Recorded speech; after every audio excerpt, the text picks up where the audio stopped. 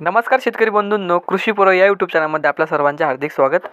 आपण जर यूट्यूब चॅनलला नवीन आला असाल तर चॅनलला सबस्क्राईब करा आणि रोजचे कापसाचे बाजारभाव बघण्यासाठी शेअर दिलेल्या बेल आयकॉनला प्रेस करून ठेवा।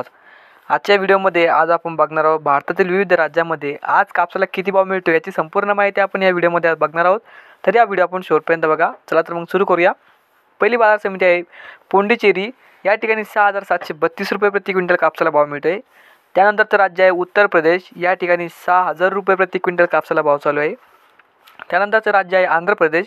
आंध्र प्रदेशमध्ये 5,500 रुपये प्रति क्विंटल कापसाला भाव मिळतोय। त्यानंतरचं राज्य आहे ओडिशा। ओडिशामध्ये 7,400 रुपये प्रति क्विंटल कापसाला भाव चालू आहे।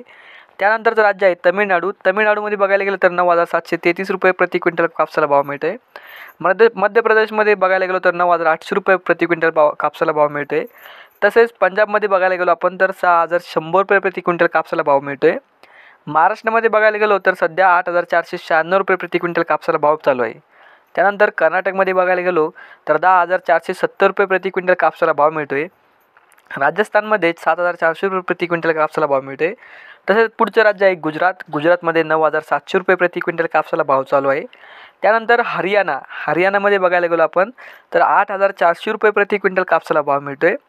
त्यानंतर तेलंगणामध्ये बघायला गेलो आपण तर 9,343 रुपये प्रति क्विंटल कापसाला भाव मिळतोय।